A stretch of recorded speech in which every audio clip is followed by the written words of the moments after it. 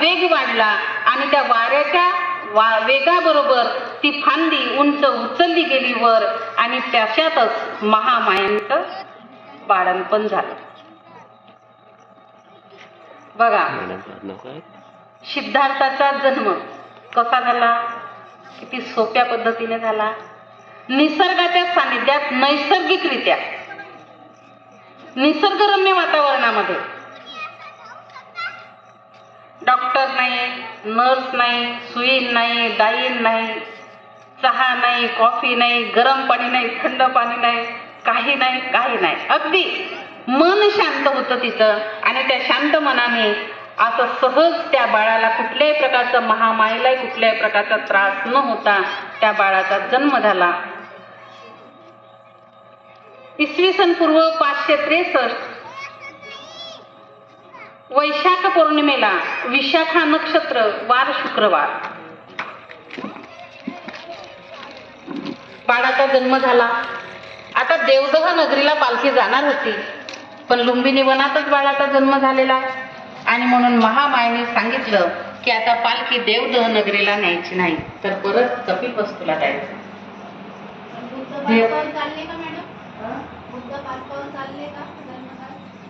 विषय पुढे जाऊ द्या, सांगते. बरं, चला तुमच्या प्रश्नाचं उत्तर आधी देऊन टाकूया. तर ह्या दोन गोष्टी मी सुरुवातीला काय म्हटलं, आपल्याला सिद्धार्थाचा आणि नंतर बुद्धाचा इतिहास पाहायचा आहे. दोन शब्द आपण तर जन्मताच बुद्ध चालले असं जर विचारत असाल तर हो, बुद्ध चालले.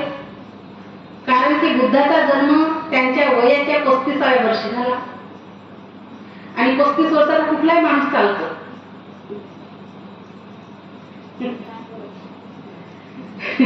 पण माणसाचं कुठलंच बाळ जन्मताबरोबर चालत नाही, म्हणून सिद्धार्थ पण चालले नाही.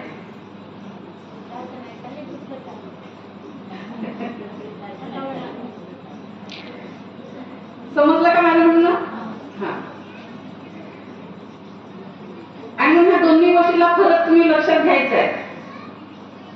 आणि म्हणून मी कुठपर्यंत सिद्धार्थ म्हणते हे लक्षात ठेवा, म्हणजे तुम्हाला आपोआप कळेल. तर बाळाचा जन्म झाला, तिथून पालखी कपिलवस्तू नगरीला नेली. कपिलवस्तू नगरीमध्ये आनंद उत्सव साजरा झाला, कारण की आता बाळ, राजा शुद्धोधनाला बाळ झालेला आहे, महामायेला बाळ झालेला आहे, सगळीकडे नगरीमध्ये आनंद उत्सव साजरा होत आहे. आणि त्या काळच्या जे काही पद्धती असतील, पहिला दिवस, दुसरा दिवस, तिसरा दिवस, तिसऱ्या दिवशी म्हणे तिळगुळ वाटा, 5व्या दिवशी काय, 5वी करा, हे सगळे सोपस्कार चालत होते त्यांच्या पद्धतीनुसार. आणि 7व्या दिवशी घरामध्ये बाळाचा, आपल्याकडे हिंदू संस्कृतीमध्ये एक परंपरा होती की 12व्या दिवशी बारसं करायचं. त्या पद्धती आमच्याच होत्या जोपर्यंत आम्ही 56च्या आधीचे जेवढे लोक होते आमचे त्यांच्या. आता हळूहळू त्या बंद झालेल्या आहेत का, असतील काही काही ठिकाणी. पण तेव्हा 7व्या दिवशी या बाळाचं नाव ठेवायचं होतं, नामकरण करायचं होतं. आणि त्या दिवशी 7व्या दिवशी सकाळपासूनच महामायेच्या पोटात दुखणं सुरू झालं. ते दुखणं क्षणाक्षणाला वाढतच होतं आणि त्या वेदना तिला असह्य होत होत्या. आणि म्हणून तिने महाप्रजापतीला जवळ बोलावलं, सांगितलं की बाई, जर मी काही आता जगणार नाही असं वाटते मला या दुखण्यातून, आणि म्हणून हे बाळ, हे माझं बाळ, इथून पुढे तू मावशी नाही तर आई म्हणून त्याला सांभाळ, माझ्यानंतर तू त्याची आई म्हणून सांभाळ. महाप्रजापतीने सांभाळलं सिद्धार्थाला. एक म्हण आहे आपल्या संस्कृतीमध्ये, माय मरो आणि मावशी उरो म्हणतात. तुमच्याकडे आहे की नाही माहिती, पण ही म्हण आहे, माय मरो आणि मावशी उरो. कारण की आईची जागा मावशी घेत असते बरेचदा आई गेल्यानंतर. आणि ती महाप्रजापतीच्या संगोपापणानंतर कदाचित ती म्हण लागू पडली गेली असेल आणि चुकीचे इतिहास आपल्यापुढे मांडला गेला. आपण त्या इतिहासाला दुजोरा देत असतो आणि म्हणून आपला इतिहास जरा बघायचा की काय आहे ते. आणि बाळाचं नामकरण झालं, बाळाचं नाव सिद्धार्थ ठेवण्यात आलं. आणि महाप्रजापतीचा त्याच दिवशी 7व्या दिवशी बाळाच्या जन्मानंतर तिचं निधन झालं आणि त्या 7 दिवसाच्या बाळाला महाप्रजापतीने पुढे सांभाळलं. त्याच काळामध्ये आता खूप लोक बोलतात, भंतेजी बोलतात या विषयावर की सिद्धार्थाचा जन्म झाला म्हणे तर संपूर्ण वातावरणामध्ये एक असा लख्ख प्रकाश झाला आणि धरणीला कंप सुटला होता. तुम्ही पाहिलं नाही, मीही पाहिलं नाही, माझ्या आजा पंचांनी पण पाहिलं नाही काय झालं होतं ते, ऐक नाही. आणि म्हणून त्याकडे आपण जायचं नाही, कारण की भगवान बुद्धांनी सरळ सांगितले तर कुठल्याही चमत्कारिक गोष्टीकडे जायचं नाही, चमत्कार होण्याची वाट पाहायची नाही. जे जे काही करायचंय ते आपल्याला स्वबळावर करायचं. आणि मग ही सगळी बातमी सगळीकडे पसरली आणि त्याच काळामध्ये एक मुनी, अशित मुनी, त्यांचं नाव होतं अशित मुनी, त्यांचा पुतण्या नागदत्त यांच्यासोबत राजा शुद्धोधनाच्या वाड्यात आले. द्वारपालांनी गेटजवळ त्यांना अडवलं, नगरद्वाराजवळ, तुम्हाला या आधी कधी बघितलं नाही, तुम्ही आत जाऊ शकत नाही. पण मुनीवर म्हणतात, मला राजा शुद्धोधनाची भेट घ्यायची आहे, तुम्ही फक्त एवढा निरोप राजा शुद्धोधनापर्यंत पोहोचवा. द्वारपाल येतो, राजा शुद्धोधनाला सांगतो की महाराज, कुणी मुनीवर आपल्याला भेटायला आलेले आहे. महाराज म्हणतात, मुनी आले ना, ऋषी मुनी आले की त्यांचा मान सन्मान आदरातीचे झालं पाहिजे की नाही. मुनीला सन्मानपूर्वक आत घेऊन या. द्वारपाल गेले, अशित मुनीला आत घेऊन आले. अशित मुनींनी राजा शुद्धोधनाने सांगितलं, बाळ झोपलेला. अशित मुनी म्हणतात, दिव्य बालक फार काळ निद्रित राहत नाही. अशित मुनीने हा शब्द वापरण्याचा आणि तिकडे बाळाने जागी असल्याची हालचाल करण्याचा योग झाला. राजा शुद्धोधनाने बाळाला अशित मुनीच्या समोर पकडलं. 32 लक्षणाचा अभ्यास पूर्ण असलेले अशित मुनी त्या बाळाकडे निरखून बघतात. बघता बघता त्यांच्या डोळ्यात 3 अश्रू बाहेर आले. राजा शुद्धोधनाला काळजी वाटायला लागली. मुनीवर काय झालं, तुम्ही रडत आहात, माझ्या बाळाच्या भविष्यामध्ये काही दुःखद घडणार आहेत का, काही वाईट प्रसंग येणार आहेत का, आपण मला सांगा. राजाच्या या प्रश्नावरती अशित मुनी म्हणतात, महाराज, बाळाच्या भविष्यामध्ये कुठल्याही प्रकारच्या अशुभ घटना नाही, वाईट प्रसंग येणार नाही. माझे हे जे अश्रू आहेत हे एका अर्थाने दुःखाचे आणि एका अर्थाने आनंदाचे आहेत. आनंद ह्याचा आहे की या पृथ्वीवरती बुद्धाचा जन्म झालेला आणि दुःख ह्याचं आहे की त्या बुद्धाचं मला दर्शन घेता येणार नाही. कारण अशित मुनी म्हातार अवस्थेला प्राप्त झालेले होते आणि सिद्धार्थ बुद्ध होईपर्यंत ते जगणार नव्हते हे त्यांना माहित होतं आणि म्हणून ते म्हणतात की त्या बुद्धाचं मला दर्शन घेता येणार नाही आणि म्हणून ते माझ्या अश्रू आहे. अशित मुनींनी ऑप्शन ठेवलं नाही. 8 ब्राह्मणांनी ऑप्शन ठेवलं होतं, जर तर संसारात रमले तर सम्राट, संसारात केला तर बुद्ध. पण अशित मुनी सरळ म्हणतात, हे बाळ बुद्ध होणार. आता बाळ बुद्ध होणार म्हणजे संसार त्याग करणार. आता राजा शुद्धोधनाची काळजी वाढली. मग राजा शुद्धोधनाने त्या बाळाचं संगोपन करत असताना आपल्या लेकराला वेळच्या वेळी त्या गोष्टी शिकवल्या पाहिजे त्या काळच्या पद्धतीने. आता मुलगा 8 वर्षाचा झालेला आहे आणि मग मुलाला योग्य पद्धतीचं शिक्षण मिळालं पाहिजे. त्या काळामध्ये काही वेगळ्या पद्धतीचे आश्रम शाळा, त्यामध्ये काही वेगळ्या पद्धतीचं शिक्षण, त्या काळच्या गोष्टी. आणि म्हणून सर्वप्रथम सिद्धार्थाचे ते पहिले गुरु 8 ब्राह्मण. ते 8 ब्राह्मणाकडे राजा शुद्धोधनाने त्यांच्या आश्रमामध्ये सिद्धार्थाला पाठवलं. त्यांच्याकडे त्यांचं शिक्षण सुरू झालं. त्यानंतर त्यांचे दुसरे गुरु त्या उदीच्या कुळात जन्मलेले सब्बमित्र यांच्याकडे भाषाशास्त्र, व्याकरण उपनिषदे, वेद, वेदांगे या सगळ्या गोष्टीचं शिक्षण त्यांच्याकडे सिद्धार्थाचं झालं. आता मुलगा सिद्धार्थ तसे लहानपणापासून फार शांत वृत्तीचे होते. त्यांना एकांत आवडायचा. जास्त लोकांमध्ये गर्दीमध्ये त्यांना आवडत नव्हतं. पण लहानपणापासूनच त्यांच्या मनामध्ये लोकांच्या बद्दलची करुणा, दया हे चित्र होतं. अगदी तुम्ही राजहंसाचा त्या प्राण्याचा प्रसंग घ्या की एका पक्षाला क्षत्रिय असून ते बाण मारत नाही आणि बाण मारलं देवदत्तांनी तरी त्या पक्षाला वाचवण्यासाठी त्याला औषध लावतात आणि रुंदण्यासाठी सोडून देतात. तिथूनच देवदत्त त्यांचा शत्रू बनलेला सिद्धार्थाचा. कारण की राजाने नंतर म्हटलं वाचवणारा श्रेष्ठ असतो मारणाऱ्यापेक्षा, आणि मग सिद्धार्थाने वाचवलेला आहे म्हणून सिद्धार्थाचा पक्ष. तिथून विरोधाला सुरुवात झाली. त्यांच्या मनामध्ये ती करुणा होती म्हणून त्या प्राण्याला वाचवलं. एकदा सिद्धार्थ छोटे होते. आपल्या म्हणजे शुद्धोधनासोबत शेतावर गेले आणि शुद्धोधना सगळे खूप लोक शेतामध्ये काम करत आहेत. तर सिद्धार्थ शुद्धोधनाला प्रश्न विचारतात की ते शेत कुणाचं आहे? शुद्धोधनाला शेत आपलं आहे. मग शेत आपलं आहे तर हे काम करणारी लोक दुसरीच आहेत ना. हो, कारण आपण काम करत नाही ना, आपण राज्य आहोत आणि म्हणून ही सगळी माणसं आपल्या शेतात काम करतात. सिद्धार्थ म्हणाले का हा त्यांच्यावर अन्याय नाही का?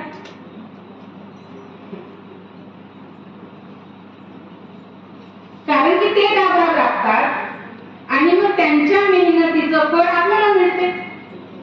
आपण काही मेहनत न करता. आता सिद्धार्थाचं वय झालेलं आहे. राजा शुद्धोधनाला शाक्याचा जे संघ होता त्या संघामध्ये सिद्धार्थाचा प्रवेश झाला पाहिजे. ते त्याचे सभासद झाले पाहिजे.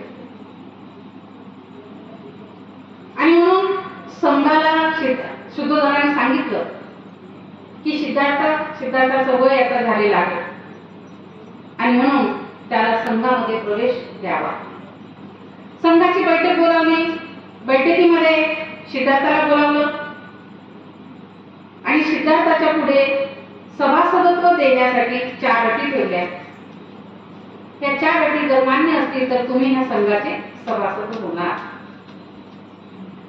तर त्या 4 अटी अशा होत्या की तन धनपूर्वक संघाचे रक्षण करणे. संघाच्या सभासदांनी तन्मन धनाने संघाचं रक्षण कुठल्याही परिस्थितीमध्ये केलं पाहिजे. संघाच्या जर सभा असतील तर सभेला गैरहजर राहता येणार नाही. आपल्यात काही दोष असेल तर तो लपवू नये, तो सांगावा संघाला. किंवा कोणी आपल्यावरती आरोप केला तर त्यांच्यावर रागवू नये. अशा 4 अटी ठेवल्या. त्या 4ही अटी सिद्धार्थाने मान्य केला आणि सिद्धार्थाला संघामध्ये प्रवेश मिळाला. त्याच काळामध्ये आता मुलाचं वय झालेलं आहे म्हणजे लग्न करायला पाहिजे. पण सिद्धार्थाला लग्न नावाची गोष्ट आवडत नव्हती. आता म्हणे राजा शुद्धोधनाने 3 ऋतूचे वेगवेगळे वाडे सिद्धार्थासाठी बांधलेले आहेत. ते प्रत्येक ऋतूमध्ये जो काही होणारा त्रास असेल त्यात तो त्रास त्याला त्या ठिकाणी राहताना होऊ नये अशी सर्व प्रकारची काळजी घेतली. एवढंच नाही तर असं लिहितात बघा, मी काल जो विषय सांगितला तुम्हाला कामे सुमित्साचा वेरमणी, तर सिद्धार्थाला मानणारे किंवा आज बुद्धाला पूजणारे सर्व आमचे बांधव आणि महिला सगळ्यांनी ह्या गोष्टी शिकल्या पाहिजे. म्हणजे आचरण केलं पाहिजे. बुद्धाची पूजा करणे म्हणजे काय, तसं वागणे.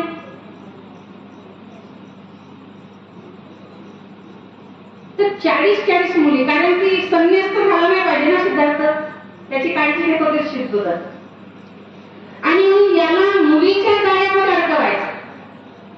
म्हणजे मला तर वाटते ह्या जगातला पहिला बाप असावा शुद्धोदन, की आपला पोरग कुठल्या तरी पोरीच्या लफड्यात पडावा. सोपी भाषा नाही का, आपली गावठी भाषा वापरली ना म्हणजे लवकर समजलं पाहिजे. तर 40-40 मुली एकापेक्षा एक कला गुणांनी, एकापेक्षा एक सुंदर असणाऱ्या, त्यातल्या त्यात त्यांना प्रशिक्षित केलं जात होतं. त्यांचे जे आमात्य होते ते त्यांना प्रशिक्षित करायचे की सिद्धार्थ समोर गेल्यानंतर तुम्ही तुमचं डोळे कसे वापरायचे, तुम्ही तुमच्या तोंडाचे भाव कसे करायचे, तुम्ही तुमचे हात कसे हलवायचे, असे प्रशिक्षण द्यायचे. आणि अशा प्रशिक्षित पोरी सिद्धार्थासोबत त्यांच्या वाड्यामध्ये एका सिद्धार्थासोबत 40-40 पोरी एकापेक्षा एक सुंदर त्यांच्यासोबत सोडल्या जायच्या.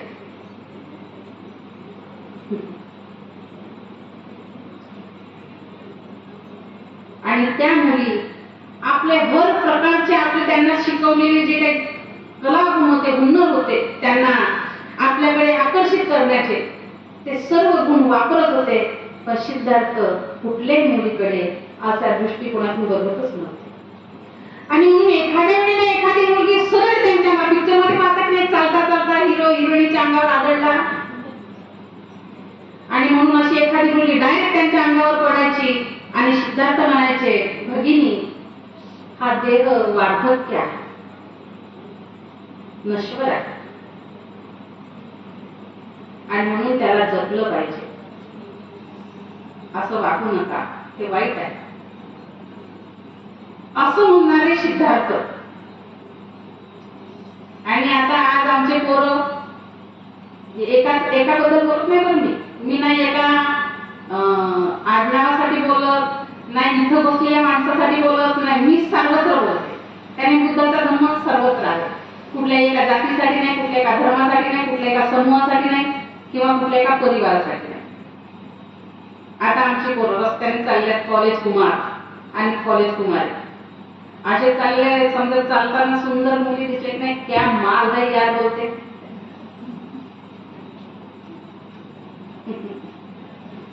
म्हणजे दुसऱ्यांच्या पोरी माल, तुझी बहीण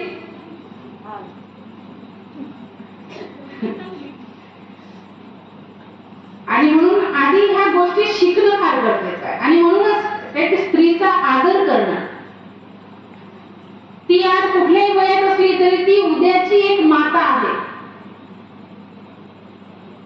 आहे की नाही. आजची 7 वर्षाची मुलगी असेल, 8 वर्षाची असेल, 15 वर्षाची असेल, पण ती येणाऱ्या काळात ती माता होणार आहे, आई होणार, आणि म्हणून तिचा आदर केलाच पाहिजे. पण अनेक अशा वाईट संस्कृतीने वाईट गोष्टी इथे चालतात आपल्या भारत संस्कृतीमध्ये. त्याच्यातून अशा पद्धतीचे संस्कार बऱ्यापैकी होत असतात आणि त्यातून हा सगळा भारतीय समाज व्यवस्था बिघडत जाते. आणि लग्नच करायचं नाही.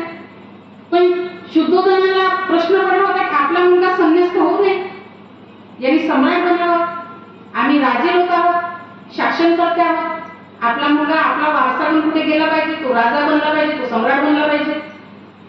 आणि असे अनेक प्रयत्न करत होते शुद्धोधन.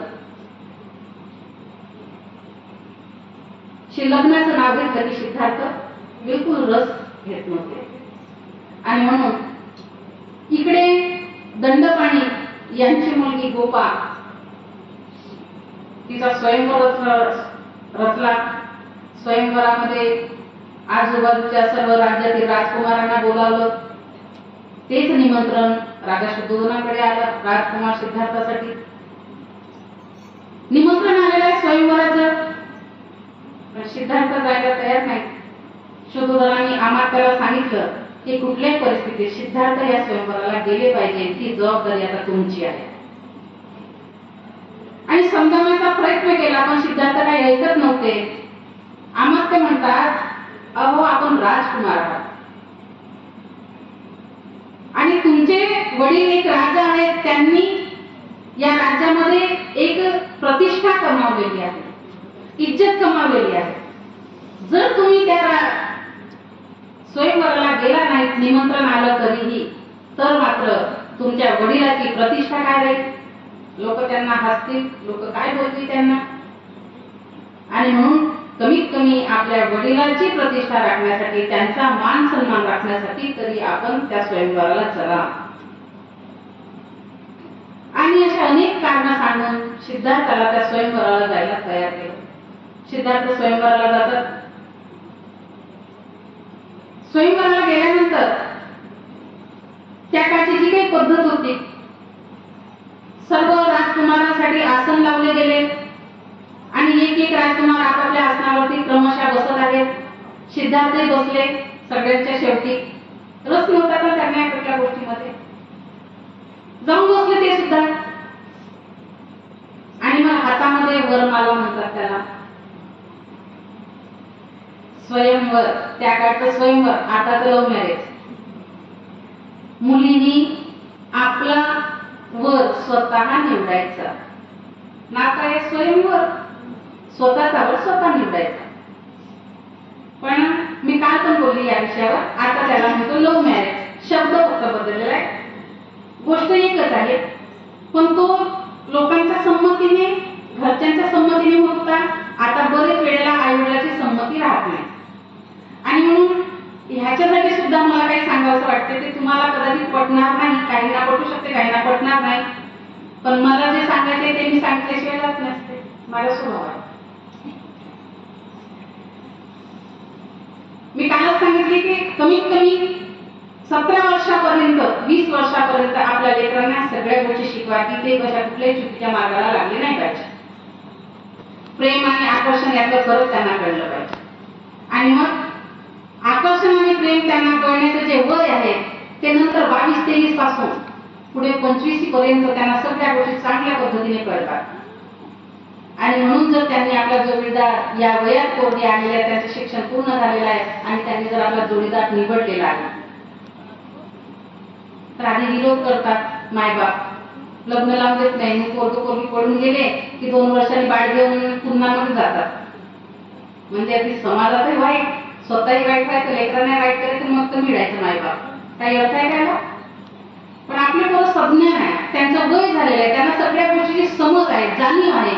अशा वेळेला जर त्यांनी निर्णय घेतलेला आहे तर लग्न लावून द्या ना तुमच्या संमतीने आणि सोपवा. पुढचं जीवन तुमचं तुमच्या, कारण ती निवड तुमची आहे ना. इथून पुढे काय असेल ते दोघांनी मिळून सांभाळायचं. आणि वरमाला घेऊन गोपा म्हणजे यशोधरा आपल्या वडिलांसोबत आली आणि दंडपाणी एकेका राजकुमाराचा परिचय करून देत होते. असं करता करता सिद्धार्थापर्यंत येऊन पोहोचले. सिद्धार्थाजवळ आल्यानंतर दंडपाणी म्हणते, ह्यांचा काय परिचय करून द्यायचा? ते संन्यासी होणार अशी भविष्यवाणी झाली. ही गोष्ट यशोधरेला आवडली नाही. यशोधरा आपल्या वडिलाला म्हणाली, का तुम्ही प्रत्येक राजकुमाराचा ज्या पद्धतीने परिचय करून दिला त्या पद्धतीने ह्यांचा पण परिचय करून द्या, नाही का? म्हणजे ते कोणत्या वंशाचे, त्यांचे वडील कोण, त्यांचा पुढ काय, अमुक काय, तमुक काय. मग राजा शुद्धोधनाचा हा एकुलता एक पुत्र आहे. आणि या नगरीचे ते राज्यकर्ते आहेत. अशा प्रकारे परिचय झाला. पण तरीही त्यांनी सांगितलं की ह्यांची भविष्यवाणी झालेली आहे, हे संन्यस्त होणार, गृहत्याग करणार. यशोधरेने आपल्या हातातली वरमाला सिद्धार्थाच्या गळ्यात. आता बाकीचे राजकुमार होते ते शांत बसणार का? ते सगळ्यांनी गोंधळ घातला.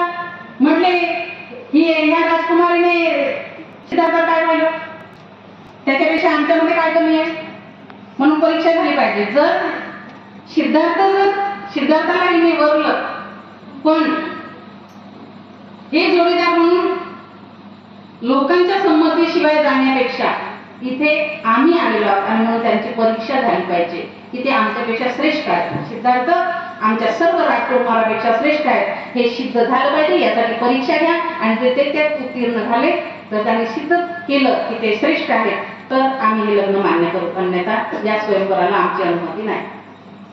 आणि म्हणून त्यावेळेला परीक्षा घेण्यात आली आणि त्या काळच्या ज्या काही पद्धती होत्या वेगवेगळ्या त्या पद्धतीमध्ये प्रत्येक ह्याच्यामध्ये सिद्धार्थ सर्वांपेक्षा श्रेष्ठ ठरले.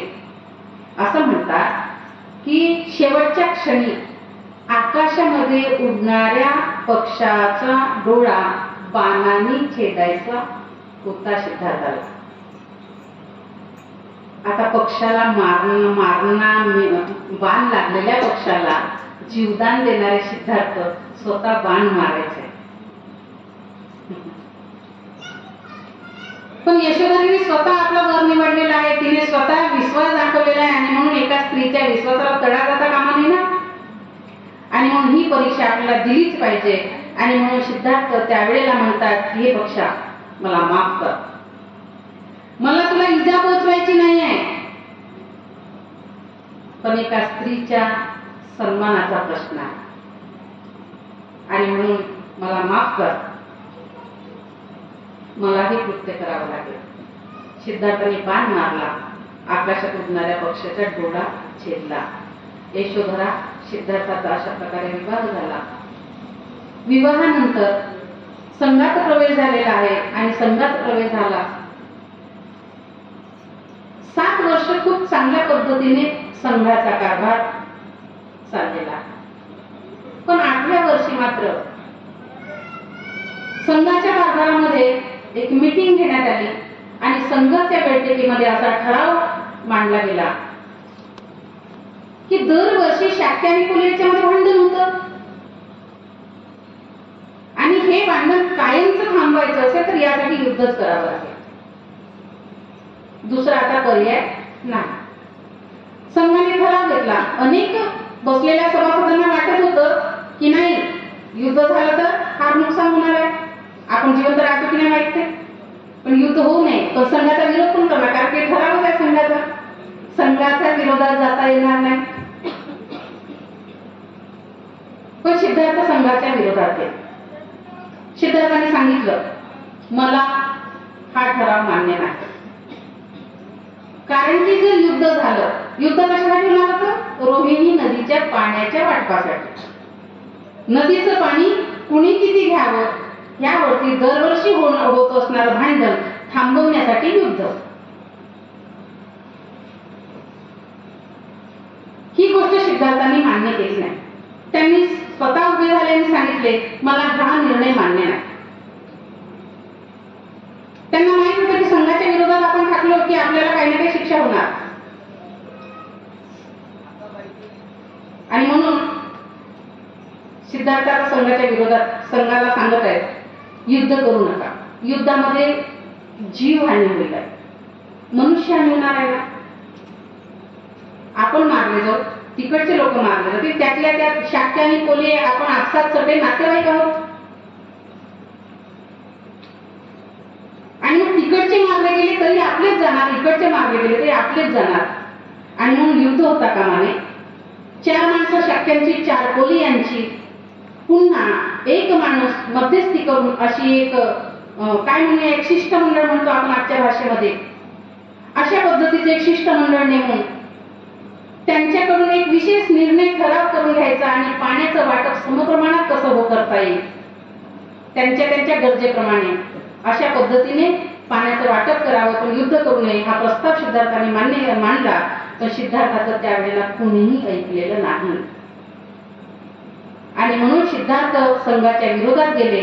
म्हणून मग सिद्धार्थाला दंडास पात्र ठरवलं आणि मग सिद्धार्थाला सांगितलं की आता शिक्षा. तर मग शिक्षेमध्ये काय आहे, तर पहिल्यांदा तर त्यांच्या परिवाराला सामाजिक बहिष्कार टाकला जाईल, परिवारावरती सामाजिक बहिष्कार टाकला जाईल, त्यांची संपूर्ण प्रॉपर्टी जप्त केली जाईल, नाहीतर मग सैन्यात दाखवून युद्धास तयार व्हावं. पण ह्या तिन्ही गोष्टी सिद्धार्थाला मान्य नव्हत्या. युद्ध त्यांना मान्यच नव्हतं, त्यांची प्रॉपर्टी किंवा त्यांच्या कुटुंबावरती सामाजिक बहिष्कार हे त्यांना मान्य नव्हतं, कारण की ते म्हणतात दोष मी केलेला आहे, संघाच्या प्रती दोष मी केलेला आहे, त्याची शिक्षा माझ्या परिवाराला नको, ती शिक्षा फक्त मला झाली पाहिजे. आणि म्हणून संघ अडला होता. पण सिद्धार्थांनी शांत विचार केला आणि सांगितलं की ह्या सगळ्यातून एक मध्यम मार्ग असा काढायचा की नुकसान माझ्या परिवाराचं होऊ नये, माझ्या कुटुंबियाला कुठला त्रास होऊ नये आणि आपसात राज्याची भांडणं पण होऊ नये, यासाठी माझ्याकडे एक पर्याय आहे आणि तो पर्याय म्हणजे मी स्वतः परिव्राजक होऊन देश त्याग करणार. सिद्धार्थाचा हा पर्याय संघाने मान्य केला आणि ठरलं की सिद्धार्थ हे राज्य सोडून जाणार. ही बातमी राजा शुद्धोधनाच्या वाड्यात आधीच पोहोचली. संघाच्या बैठकीत काय घडलं ते अशा गोष्टी फार लवकर पसरतात बरं आधीसारख्या. आणि मग राजा शुद्धोधन, महाप्रजापती, त्यांचे रडणं, त्यांचं शोक करणं सांगू नका. बरीचशी प्रजा पण जमलेली आहे. वाड्यात आले सिद्धार्थ बघतात आई वडील दोघे शोकाकुल आहेत, रडून रडून हैराण झालेले आहेत. सिद्धार्थ शुद्धोधनाकडे गेले. शुद्धोधनाला समजावून सांगतात की हा निर्णय मी आपल्या सगळ्यांच्या हितासाठी घेतलेला आहे. तुम्हाला कुठल्या प्रकारचा त्रास होऊ नये, इतरांना कुठल्या प्रकारचा त्रास होऊ नये, राज्यामध्ये भांडणं होऊ नये म्हणून मी हा निर्णय घेतलेला आहे. आणि म्हणून तुम्ही या गोष्टी समजून मला सहकार्य करा. असं दुःखी होऊ नका, कष्टी होऊ नका. महाप्रजापतीला समजावून सांगतात. महाप्रजापती काही ऐकायला तयार नाही. जर तू सोडून चालला असेल तर मी पण तुझ्यासोबत येणार, मी राहणार नाही. पण सिद्धार्थांना म्हणतात तू एक क्षत्रिय माता आहेस, तुला अशा प्रकारचा शोक करणं शोभत नाही. जर मी युद्धात मारला गेलो असतो तर तू काय केलं असतंस? तू युद्धात मारला गेला असतास, तुला वीर मरण आलं असतं. पण तू जो मार्ग निवडलेला आहे हा मार्ग मला बिलकुल आवडलेला नाही. कारण की तू कालपर्यंत मऊ बिछाण्यावर झोपत होता, आता तुला दगड धोंड्यावर, मातीवर, जमिनीवर झोपावं लागणार. कालपर्यंत आसनावरती बसत होतास, आता तुला गवत मिळणार नाही बसायला, अशी स्थिती आहे. तू जो काही मार्ग निवडलेला आहे तो मला अजिबात मान्य नाही. पण सिद्धार्थ म्हणतात की माझी अडवणूक करू नका. मी जो मार्ग निवडलेला आहे तो सगळ्यांच्या हिताचा मार्ग आहे आणि म्हणून तुमचा आशीर्वाद माझ्या पाठीशी असला पाहिजे, तुमचं सहकार्य मला मिळालं पाहिजे, माझ्या निर्णयामध्ये तुमची साथ मला मिळाली पाहिजे. आई वडिलांना समजूत घातली, दोघांचे आशीर्वाद घेतला. आता यशोधरेकडे चाललेले आहेत. यशोधरेकडे जाताना मनामध्ये अनेक गोष्टी येत आहेत सिद्धार्थाच्या. फक्त 29 वर्षाचं वय सिद्धार्थाचं आणि 29 वर्षाचीच वय यशोधरेचं, दोघे समवयस्क होते. बघा त्या काळातली गोष्ट आहे ना, दोघे समवयस्क होते आणि नुकतंच बाळ झालेलं आहे. जेमतेम काही दिवस झाले बाळ होऊन. आणि अशा परिस्थितीमध्ये आपण आपल्या पत्नीला सांगायचं आहे की तुला सोडून चाललो ते कायमचा. आता ही काय करेल, रडेल, ओरडेल, हातपाय आदळेल, मूर्छित पडेल, ऐकून ही काय करेल, अशा अनेक कल्पना त्यांच्या डोक्यामध्ये चाललेल्या आहेत यशोधरेकडे जाताना. यशोधरेला ही वार्ता कळलेली आहे. सिद्धार्थ यशोधरेकडे गेले. यशोधरा बसलेल्या आहेत. सिद्धार्थाला बघून यशोधरा उभ्या झाल्या. दोघेही अमोरासमोर उभ्या आहेत एकमेकांच्या. पण ना सिद्धार्थ बोलत नाही, यशोधरा बोलत. प्रश्न पडला ना. पण बराच वेळ असा गेला, ही गोष्ट यशोधरेच्या लक्षात आली. बघा कसं आहे, पती पत्नीचं जे नातं आहे की नाही, हे आपली आदर्शाची रूप आहे. या आदर्शाकडून नेमकं काय शिकलं पाहिजे आपण, हे कधीच लक्ष देत नाही आपण. आपण काय करतो, बाबा आमचे हे दैवत आहे, करा तुझा अगरबत्ती, हार, फूल, मेणबत्ती दैवत आहे आमचे, असं करायचं. त्याकडून काय शिकायचं. मगाशी पण एक सांगितला प्रसंग शुद्धोधनाचा आणि महामायेचा. की जेव्हा महामाया म्हणते की मी नशापान करणार नाही, सुभद्रा म्हणतात मी नशापान करणार नाही, पती पती पत्नीचा एक वाक्यता, मला दान करायचंय, खुशाल दान करा, एक वाक्यता. आमचा यांनी म्हटलं असं मोठे समजते काय आमचा 36 टाका सोप्या भाषेत. एकाला एक लागू देत नाही ना आपण बरेचदा. यशोधरीने सिद्धार्थाच्या मनात चाललेली जी गुंता आहे तो ओळखला आणि यशोधरा स्वतःहून बोलायला लागली. आता संघाच्या बैठकीत काय झालं मला कळलेलं आहे. तुम्ही घेतलेला निर्णय योग्य आहे. तुमच्या जागी मी असते तर मी हा निर्णय घेतला असता. तुमच्या निर्णयाला माझा पूर्ण पाठिंबा आहे आणि मग तुम्ही गृहत्याग करू शकता. बघा ती एक पत्नी होती, एक आई होती, मूळ एक स्त्री होती तुमच्या आमच्या सारखी.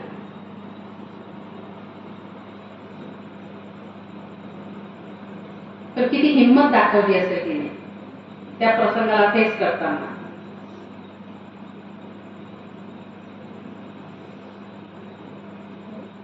तुम्ही गृहत्याग करा, माझा पाठिंबा आहे. पण तुम्ही जर कधी परत आलात तर मात्र माणसं आपसात का भांडतात आणि माणसामध्ये एवढं दुःख काय ह्याचा शोध घेऊन या.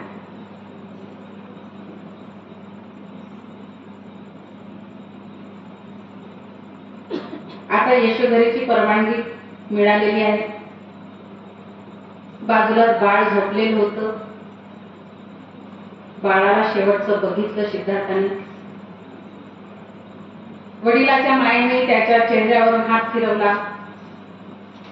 तिथून निघाले. वाड्याच्या बाहेरच त्यांचा मित्र आणि त्याचा सारथी छन्न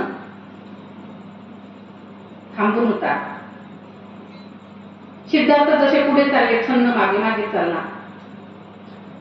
सिद्धार्थ पुढे कंठक त्यांचा घोडा कंटकाजवळ गेले. कंटकाला सोबत घेतलं. आता छन्न आणि कंठक सिद्धार्थाच्या सोबत सोबत पुढे चाललेले आहे.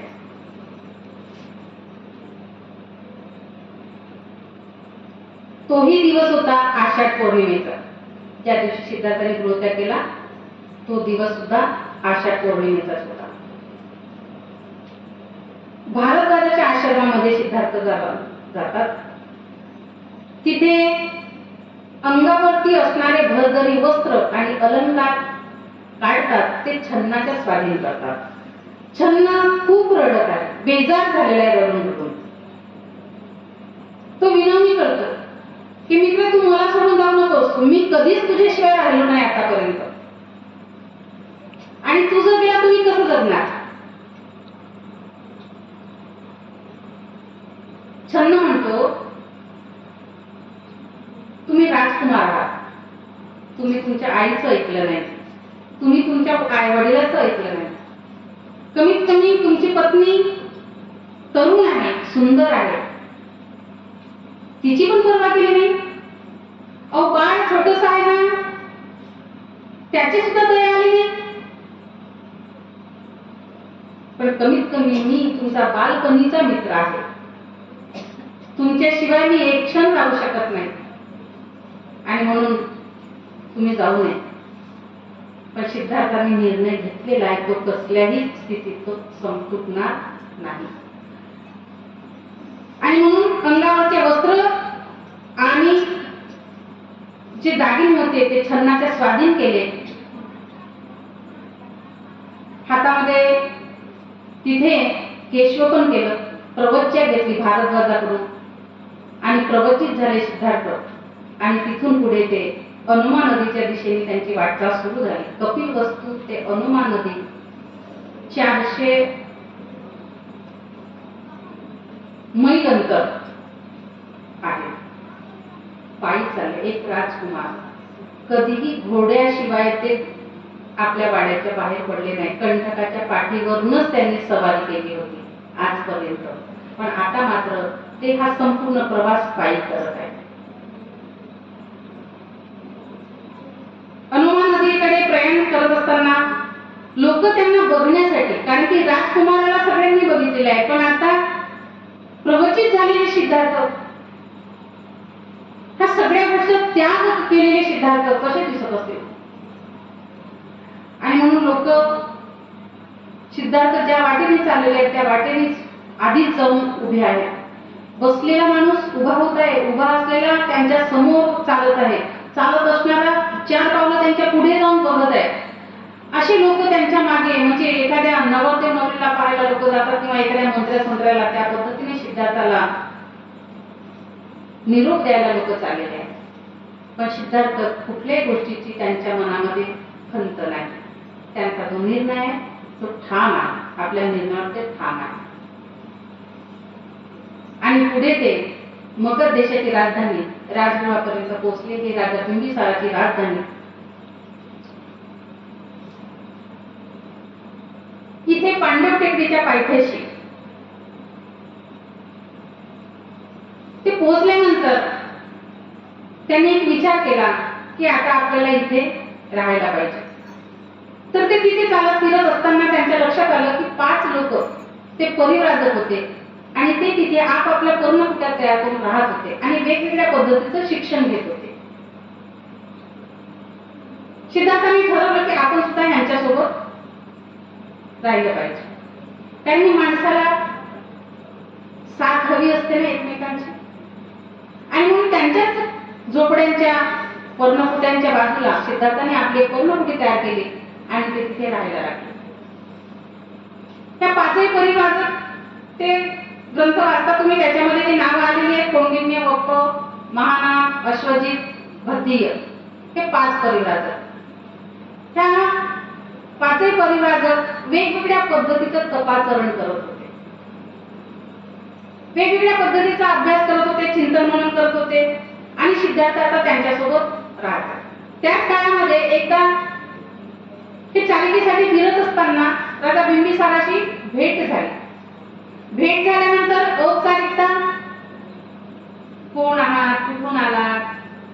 राजा बिंबिसाराला कळलं सिद्धार्थाकडून की राजा शुद्धोधनाचा मुलगा आहे, राजकुमार सिद्धार्थ आहे. त्यावेळेला राजा शुद्धोधन सिद्धार्थाला म्हणाले, बघा हा प्रसंग थोडासा लक्षात घ्या, कारण की हे मुद्दाम याच्यासाठी सांगते की आज आपण भगवान बुद्धाला मानणारे, जाणणारे, पूजणारे सर्वच लोक जेवढे काही आहेत, काही उभवा बाहेरचा हलवा आहे ना. किती वाजले?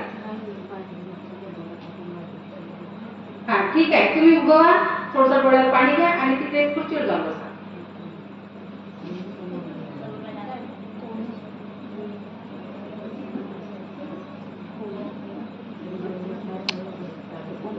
तर बघा मग कसं बोलता बोलता मग माझं लक्ष विचलित होते. कुठपर्यंत आलो होतो? राजा बिंबिसार. तर राजा बिंबिसाराने सिद्धार्थाला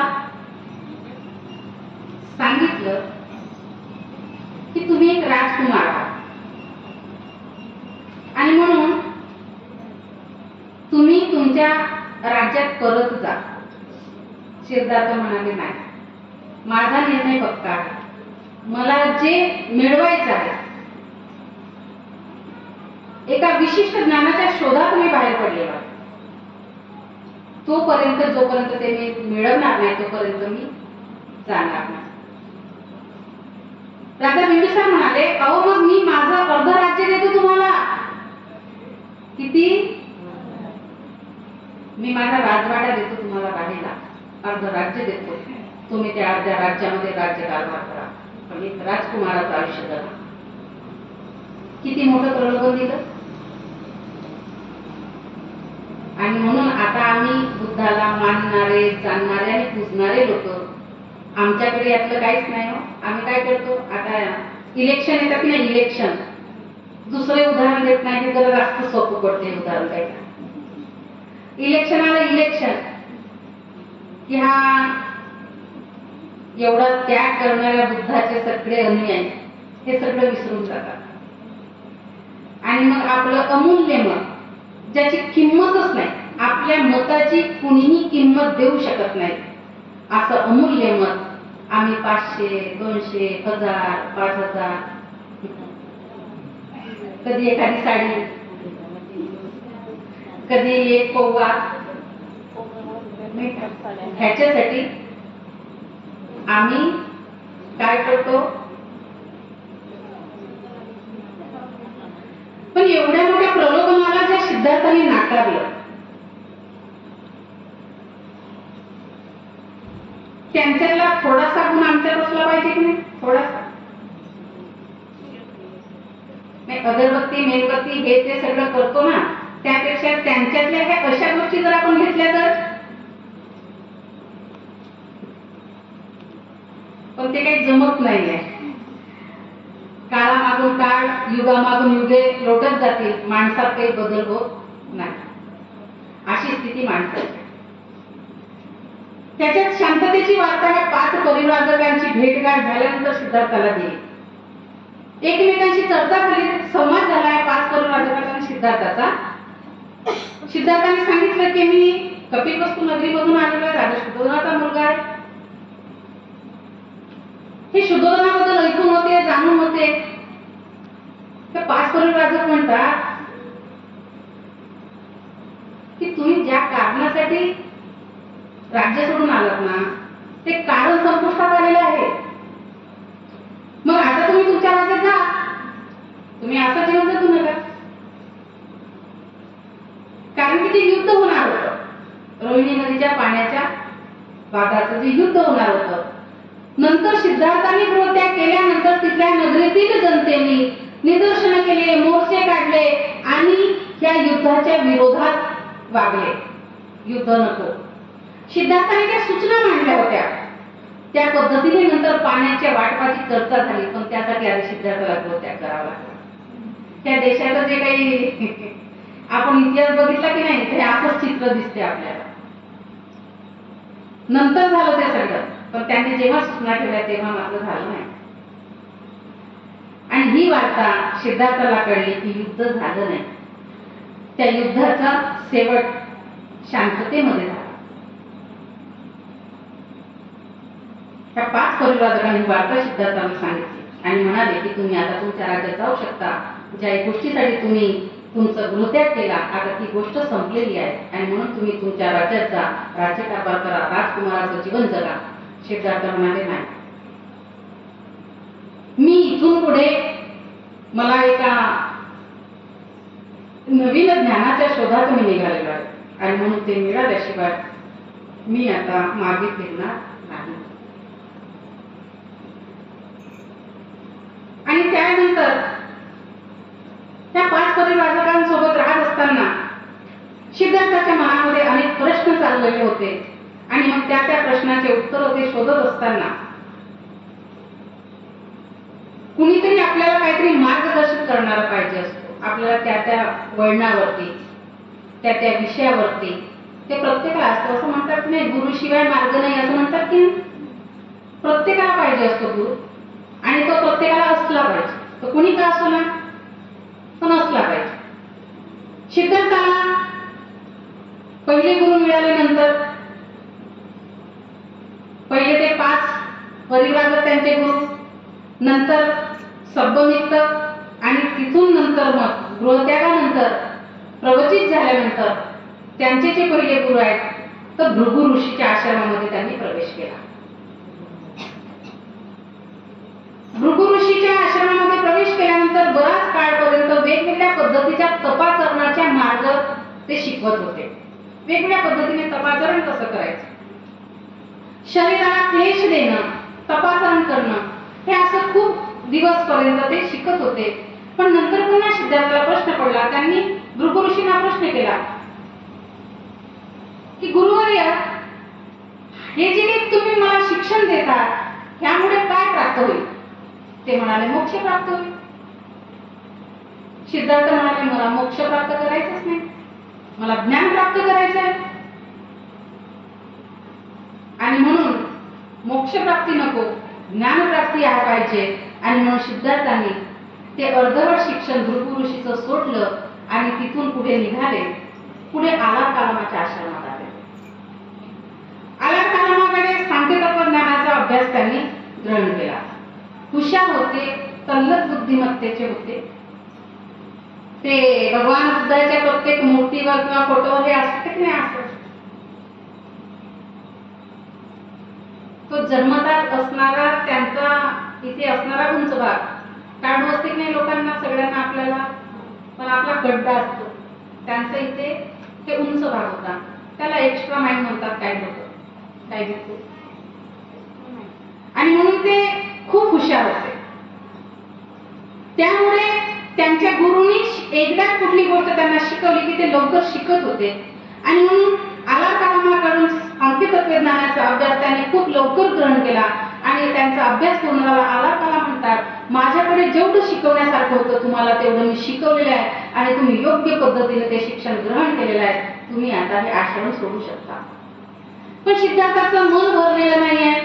त्यांना ते जे ज्ञान पाहिजे ते अजून मिळालेलं नाहीये आणि म्हणून मग आलाकालामाचा आश्रम सोडलं त्यांनी. पुढे उदकराम पुत्ताच्या आश्रमामध्ये आले.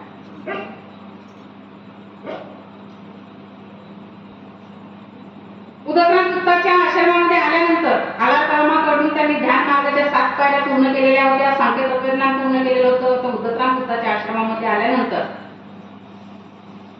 उदकराम पुत्ताकडे त्यांनी ज्ञान मार्गाची 8वी पायरी पूर्ण केली. उदकराम पुत्त सुद्धा म्हणतात की माझ्याकडे जे शिकवण्यासारखं होतं ते मी तुम्हाला पूर्णपणे शिकवलेलं आहे. तुम्ही योग्य पद्धतीने मी शिकवलेलं सगळं ग्रहण केलेलं आहे आणि तुम्ही त्यात निपुण झालेला आहात म्हणून तुम्ही आश्रम सोडू शकता. पण पुन्हा प्रश्न तोच होता जो ज्ञान पाहिजे ते मिळालंच नाही. शिक्षण पूर्ण होत आहे पण जे ज्ञान पाहिजे ते मिळतच नाहीये. मग पुन्हा सिद्धार्थाला प्रश्न पडला आता पुढे काय करायचं. पुन्हा त्यांच्या डोक्यात विचार आला की आपण भृगु ऋषीचं शिक्षण अर्धवट सोडून आलो होतो ते पूर्ण करूया बघूया त्यातून काय घडते ते. पुन्हा भृगु ऋषीच्या आश्रमात आले आणि भृगु ऋषीचं जे काही शिक्षण होतं ते शिक्षण त्याने पूर्ण केलं. पण तरी सुद्धा सिद्धार्थाला काही मिळालेलं नाही. अशामध्ये काही काळ गेला. सिद्धार्थाचं हे सगळं शिक्षण पूर्ण झालं पण त्यांचं समाधान काही झालेलं नाही. त्याला ज्ञान काही प्राप्त झालेलं नाही आणि म्हणून सिद्धार्थांनी आता एक निर्जन ठिकाण निवडलं. डुंगेश्वरी नावाचा पर्वत आहे. तुम्ही बुद्धगया पर्यटनाला गेले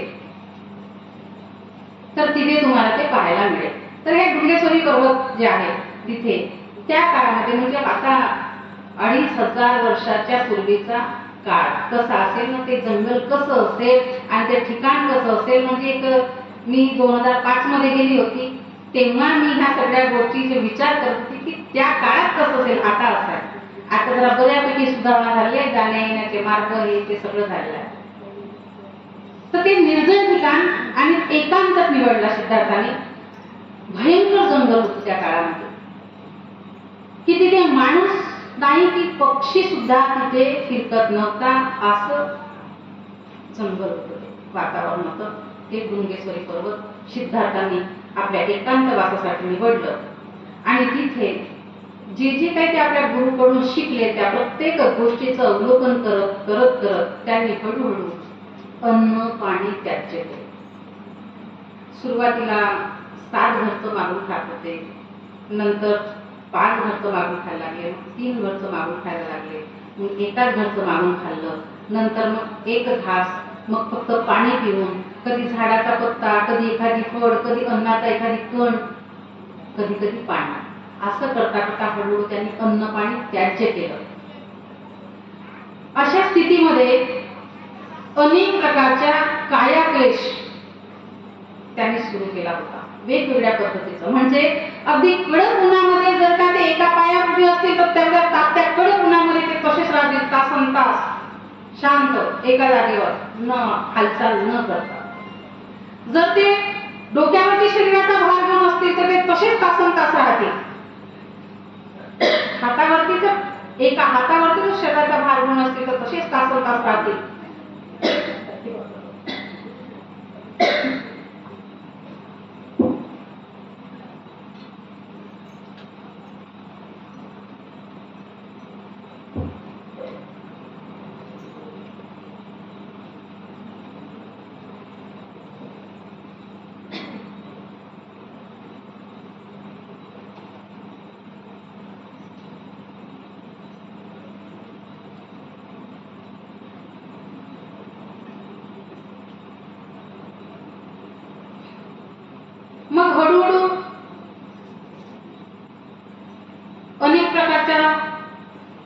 शरीराला यातना देण्याचा उपक्रम सुरू केला.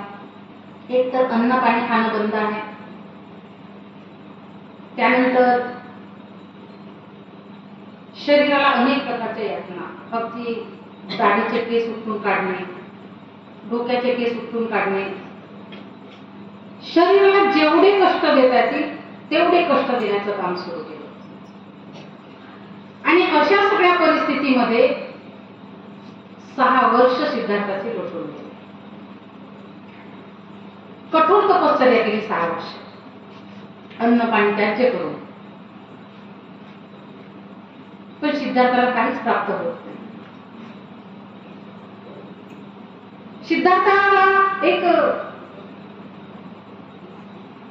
जागृत झाले ते आणि स्वतःकडे बघतात तर शरीराची स्थिती अशी झालेली आहे की अगदी पोटाला जर हात लावला तर पाठीचा कणा हाताला लागत आहे, आणि पाठीचा कणा बघितला की पोट हाताला लागत आहे. असं शरीर होऊन गेलं, हाडाचा सापडा. पण आपल्याला तर ज्ञान प्राप्ती झाली नाही, शरीर तर आता नष्ट होण्याच्या मार्गावर आलेलं आहे, ज्ञान प्राप्त झालेलं नाही. आणि मग सिद्धार्थाने विचार केला आपल्याला ज्ञान प्राप्त करायचं आहे. मग सिद्धार्थ डुंगेश्वरी पर्वतावर उतरले. त्यांनी ते निर्जन ठिकाण सोडून दिलं, खाली आले. निरंजना नदीच्या काठी एक वडाचं झाड होतं, त्या झाडाखाली येऊन बसले. त्या नगरीतील एका श्रीमंताची मुलगी सुजाता,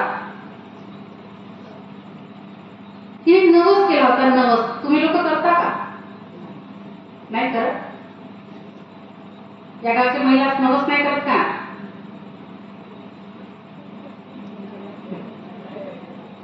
तर सुजातेने नवस बोलली होती की मला माझ्या पसंतीप्रमाणे वर आणि पुत्र प्राप्ती झाल्यास मी गाईच्या दुधात अन्न शिजवून सोन्याच्या पात्रात ते दान करेल. सुजातेचा ते नवस पूर्ण झालेलं होतं.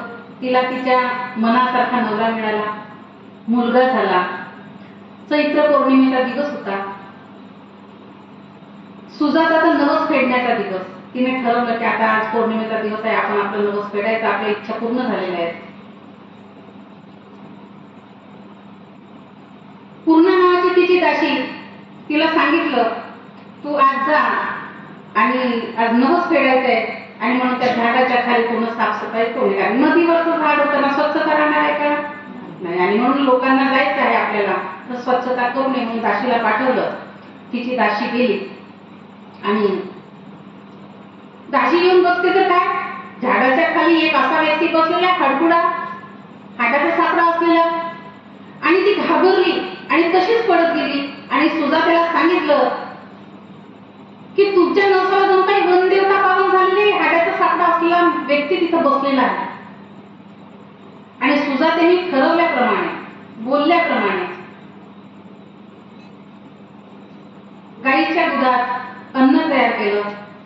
त्याला तुम्ही खीर म्हणता आजच्या भाषेत, कारण त्या खिरीवरती अनेक भंतेनीत गाणी लिहिली, त्याच्यामुळे हे खीर बायांपर्यंत आले. तो त्याचा तो पाली भाषेत तो शब्द आहे क्षीर. क्षीर. आणि तो त्यावेळेला जो बनवला जात होता, म्हणजे सुजातेने बनवला, त्याच्यामध्ये दूध होतं फक्त. आणि त्या दुधामध्ये तिकडच्या भागामध्ये आपल्याकडे ते तांदूळ हल्ली दिसत नाही, तिकडे मात्र ते तांदूळ आपोआप उगतात, पेरावं लागत नाही. आहे का? तर ते तांदूळ खूप सुगंधित राहतात. आणि ते थोडेसे सुगंधित तांदूळ त्या दुधामध्ये शिजवले आणि त्याचे एक पौष्टिक आहार तयार केला त्याने. कोजागिरी पौर्णिमा करता का? कोजागिरी पौर्णिमा करता का? करत असाल तरी नाही म्हणाल. तर ते दूध आटवून ज्या पद्धतीचा पदार्थ बनवतात नाही का, सगळे ड्रायफ्रूट टाकून, तशा पद्धतीचा तिने अन्न तयार केला.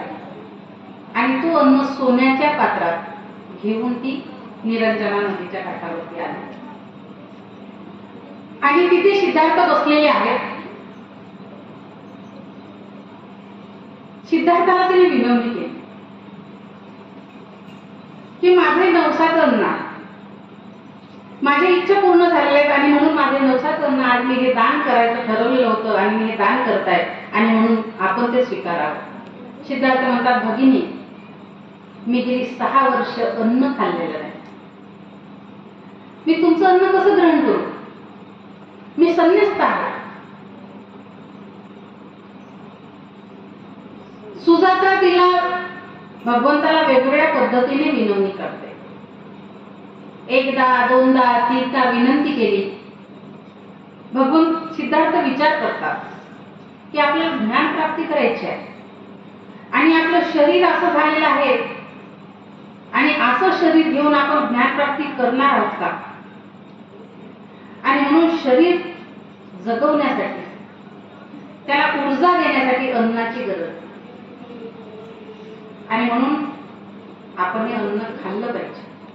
विचार केला सिद्धार्थाने आणि मग सुजातेच्या एकदा, दोनदा, तीनदा विनंती केल्यानंतर ते पात्र सिद्धार्थाने हातात घेतलं. तिथून ते उठले, सुप्पतीर्थ नावाच्या खडकावरती गेले, तिथे जाऊन आंघोळ केली आणि सुजातेने दिलेलं ते अन्न ग्रहण केलं. मनाशी निश्चय केला, मला जर ज्ञानप्राप्ती होणार असेल तर हे पात्र प्रवाहाच्या विरुद्ध फिरेल, जाईल. ते पात्र प्रवाहाच्या नदीच्या पात्रात सोडलं आणि ते पात्र मात्र प्रवाहाच्या विरुद्ध गेलं. प्रवाहाच्या विरुद्ध काहीही जात नसते, ही गोष्ट लक्षात ठेवायची. नद्या पाहिल्या ना तुम्ही सगळ्यांनी? वाहत्या नद्या पाहिल्यात की नाही? ज्या दिशेला प्रवाह असेल त्याच्या विरुद्ध काय जाते का वाहा? जात नाही. मग तिथे ते गेलं तर त्याच्या मागे कारण असू शकतात. तिथे कुठल्या प्रकारचा चमत्कार झाला नाही किंवा काहीतरी चमत्कारिक गोष्टी काही लोकांनी पेरलेल्या समाजामध्ये, त्याच्याकडे आमच्या महिलांना सांगतात, तर त्यातून आपण बाहेर पडायचं. सोन्याचं पात्र होतं, सुगंधित पदार्थांनी ते भरलेलं होतं, त्याचे जे काही सुगंध असेल त्याच्यामुळे त्याच्या त्या सोन्याचं होतं चकाकणारं पात्र, तर ते होऊ शकते ते तिथे एखादी काय म्हणतो एक खड्डा असला तर ते भोवऱ्यासारखं असं फिरते ना, तसं पण झालं असेल. आता काही लोक म्हणतात कुणी एक नाग आला आणि तो नाग ते पात्र उलट दिशेने घेऊन गेला. शक्यता आहे, सुगंधित द्रव्यांनी असलेलं भरलेलं पात्र होतं, सोन्याचं होतं, ते चकाकणारं पात्र सापाला दिसलं आणि त्यांनी ते घेऊन गेलं. होण्याची शक्यता नाकारता येत नाही. पण सिद्धार्थाला प्रवाहाच्या विरुद्ध या ज्या शब्दाचा जो अर्थ आहे, तर सिद्धार्थाने जे ज्ञान प्राप्ती केलेली आहे ते प्रवाहाच्या विरुद्ध केलेली आहे. जे काही लोकांचं वागणं होतं त्याच्या विरुद्ध. आणि मग आता अन्न ग्रहण केलं, ऊर्जा मिळाली ना शरीराला. सिद्धार्थाने तिथून पुढे निघाले, निरंजना नदी ओलांडून पुढे निघाले, उर्वेला प्रांतात आले. उर्वेला प्रांतातून ते जात असताना एक शेतकरी त्यांच्या समोरून चालला होता. एक संन्यस्त पुढून चाललेला, तर संन्यस्ताला काही ना काही दिलं पाहिजे की नाही. आणि म्हणून त्या शेतकऱ्यांनी, त्यांच्याकडे गवत होतं, छोट्या छोट्या गवताच्या 2 पेंड्या होत्या, ते गवत सिद्धार्थाला दान दिलं. आता शेताचा येणं जाणारा माणूस त्यांच्याकडे काय असणार आहे देण्यासाठी, आणि मग जे आहे ते माझ्याकडून हे दान स्वीकारा, ते सिद्धार्थाकडे दिलं. सिद्धार्थाने ते घेतलं आणि तिथून पुढे ते गया प्रांतात गेले. गया प्रांतामध्ये गेल्यानंतर त्यांचा संकल्प काय आहे? त्यांना ज्ञान प्राप्ती करायची. म्हणून सिद्धार्थ तिथल्या निसर्गाचं अवलोकन करतात, तिथल्या वातावरणाचं अवलोकन करतात, परीक्षण निरीक्षण करतात आणि खूप विचारांती ते एक पिंपळाचं झाड निवडतात. त्या पिंपळाच्या झाडाखाली आता त्यांना ज्ञान प्राप्ती करायची आहे, त्यांनी निश्चित केलं. त्यासाठी 40 दिवस पुरेल एवढं अन्न, फळ, कंदमुळे त्यांनी जमा केले आधी.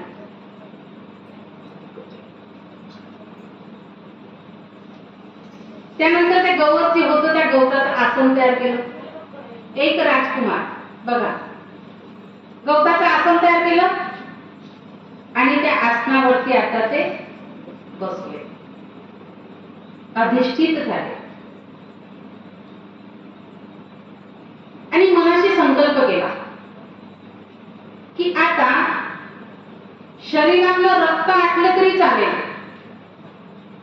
शरीराचं मांस गळून पडलं तरी चालेल, पण जोपर्यंत ज्ञान प्राप्त होणार नाही तोपर्यंत जागचं बनणार नाही.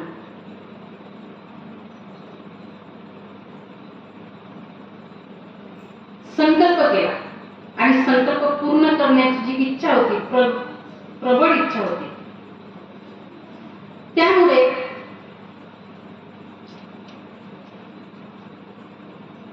मग झाडाखाली बसले, आसनस्थ झाले. 40 दिवस पुरेल एवढं अन्न, कंदमुळं, फळं जमा करून ठेवले. एक एक चिंतन, मनन, विचार त्यांचं चालू आहे. संपूर्ण निसर्गाचं परीक्षण करतात, प्रत्येक निसर्गाच्या घडामोडीचं चिंतन करतात, त्यांचेच प्रश्न आणि त्यांचे उत्तर असं सगळं करत असताना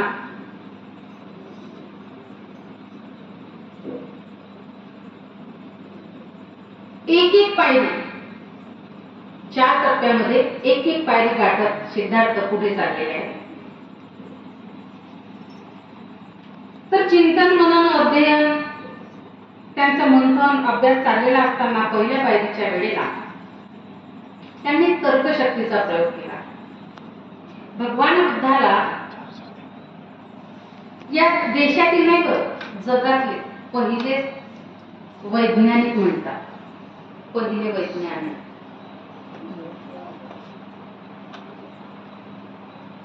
आणि पहिल्या पायरीमध्ये तर्कशक्तीचा उपयोग केला त्यांनी. एक गोष्ट अशी घडते तर का, प्रत्येक गोष्टीच्या मागे काय कारण असते, काय होत असेल, अशा प्रत्येक गोष्टीचे तार्किक विचार करत गेले. आणि अशा पद्धतीने त्या चराचर सृष्टीमध्ये होणाऱ्या घडामोडीचा अभ्यास, अध्ययन त्यांच्या पहिल्या पायरीमध्ये तर्कशक्तीचा वापर करून करतात. आपण कसं आहे, एखाद्याने काही सांगितलं की लगेच ते ठीक आहे कधी हो नाही का, पण असं कधी प्रश्न पडते का आपल्याला, नाही वा असं का, असं प्रश्न करत नाही आपण. स्वतःलाही करत नाही, दुसऱ्यालाही करत नाही.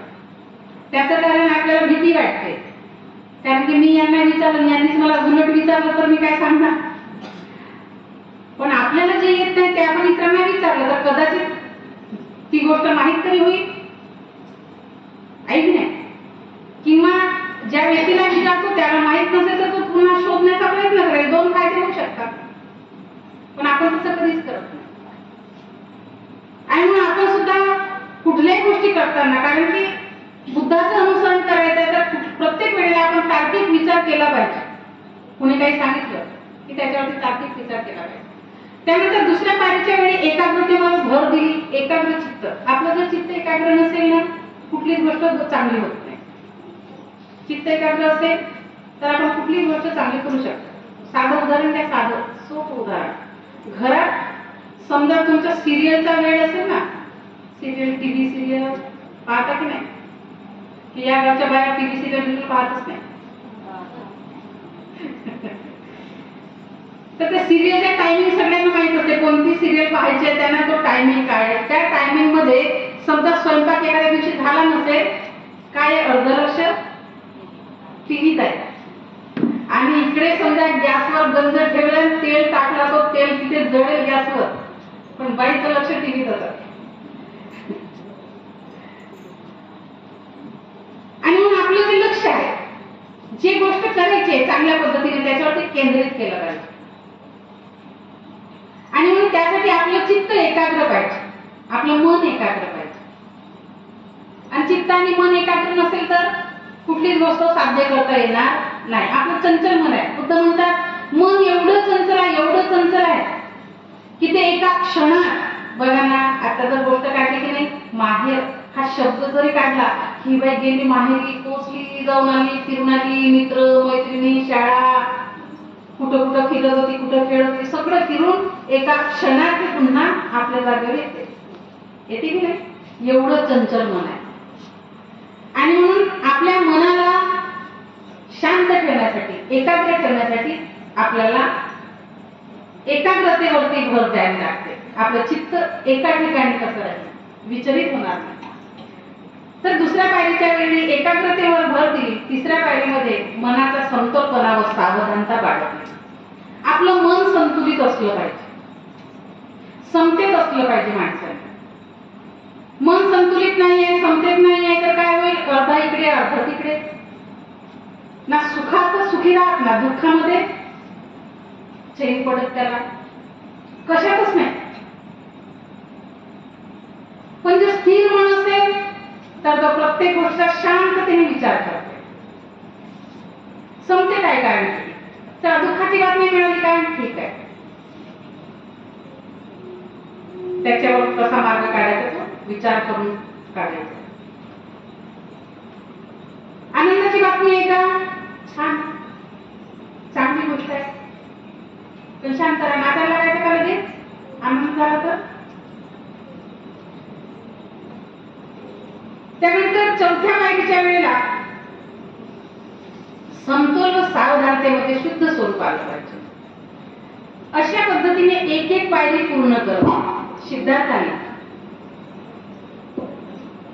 चौथ्या आठवड्याच्या शेवटच्या दिवशी त्यांना ज्ञानाचा प्रकाश पडतो. आपण म्हणतो सिद्धार्थाला ज्ञान प्राप्ती झाली, म्हणजे काय झालं, सिद्धार्थ बुद्ध झाले.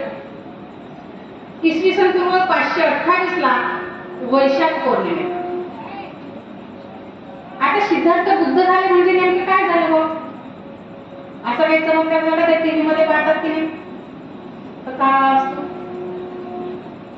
आणि मग काहीतरी चमत्कारिक गोष्टी घडतात. तसं झालं का, त्यांनी प्रयत्न केले, कष्ट सोसले आणि त्या प्रयत्नातून त्यांनी त्याचं संशोधन केलं त्या गोष्टीचं. त्याला म्हणतो आपण ज्ञानप्राप्ती झाली. आणि मग ते ज्ञानप्राप्ती झाली म्हणजे काय झालं, तर त्यांना ते ज्ञान समजलं, ज्ञान सापडलं, संपादन केलं. म्हणजे ते पहिला ज्ञान, तो पहिला जो शोध आहे, तो शोध असा आहे की बुद्ध म्हणतात ह्या जगामध्ये दुःख आहे. पहिला शोध काय आहे त्यांचा, या जगामध्ये दुःख आहे. ही गोष्ट खोटी आहे का, दुःख ही गोष्ट खोटी आहे का, नाही. दुःख आहे, प्रत्येकाला दुःख आहे. श्रीमंताला, गरीबाला, ज्यांच्याकडे 4 माळे असतील त्यालाही, ज्यांच्याकडे काहीच नसेल त्यालाही. जो खूप हुशार आहे त्यालाही दुःख आहे, जो बुद्ध आहे त्यालाही दुःख आहे, ज्याला 4-5 पोरं आहे त्यालाही दुःख आहे, ज्याला काहीच नाही त्यालाही दुःख आहे.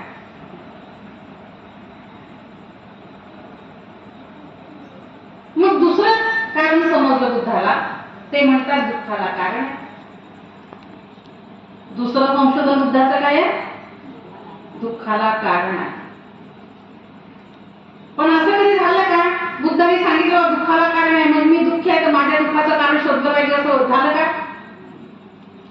नाही. आपण तर कधीच बघत नाही माझ्या दुःखाचं कारण काय असेल, हे कधी बघतो का, शोधतो का आपण, शोधलं पाहिजे. बुद्ध सरळ सांगतात, ज्याच्या त्याच्या दुःखाचं कारण त्याच्याच जवळ आहे, ज्याच्या त्याच्या जवळ आहे, फक्त शोधावं लागेल. शोधलं तर सापडेल आणि सापडलं तर प्रश्न सुटेल. कोणाकोणाला झोपा येत आहेत, महाकारुणिक कथाकार भगवान गौतम बुद्धाचा जरा एनर्जेटिक घोषणा द्या, म्हणजे झोप पडेल थोडीशी. झाला, विषय संपत आहे आपला.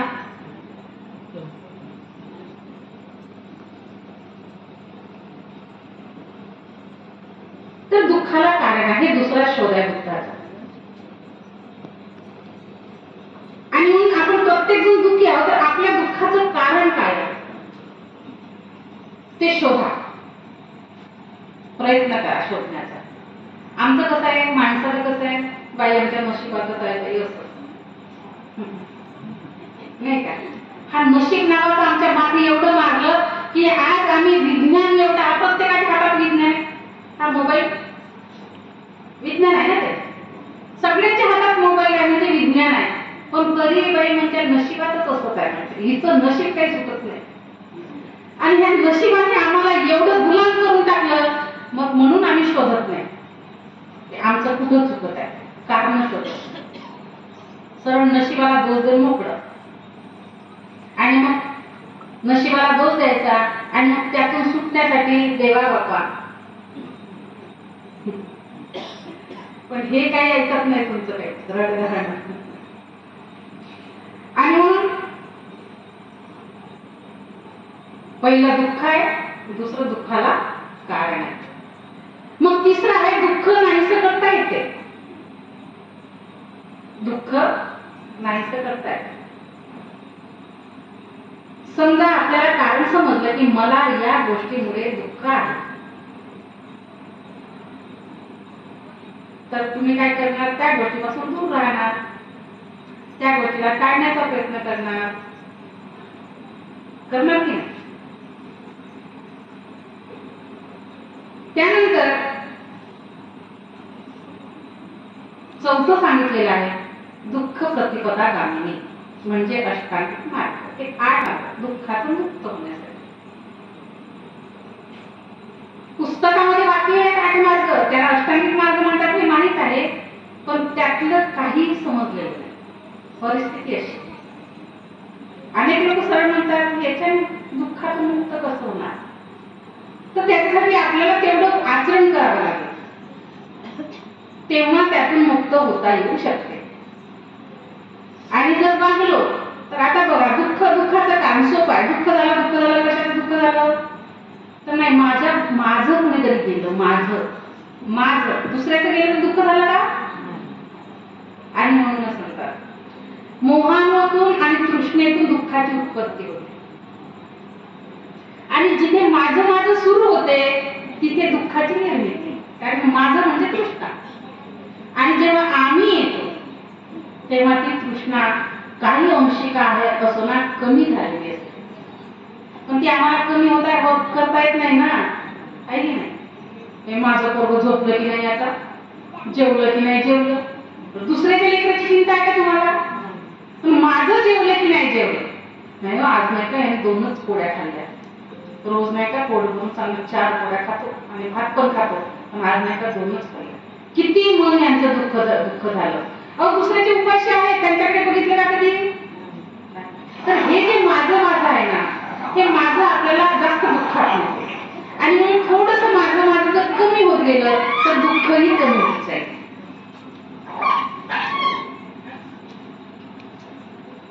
पण हे माझं काही सुटत नाही, संसारिक लोकांचं माझं काही सुटत नाही, आणि मग दुःखातून मुक्तता काही आपली होत नाही. आणि मग करायची असेल तर प्रयत्न करावे लागेल. आणि मग अनेक प्रकारचा जो काही मोह आहे, तृष्णा आहे, ते आपल्याला संपवावे लागते. हे तृष्णा म्हणजे अविद्या आहे, खऱ्या अर्थाने अज्ञान आहे आपल्याला. किती माझं करा, माझे पोरं तुम्ही मेलं तर येतात का सोबत. माझा नवरा जायचं एकटं जाय ना, सोबत येणार आहेत का. नाही आता बायको गेली जाऊ तर मुला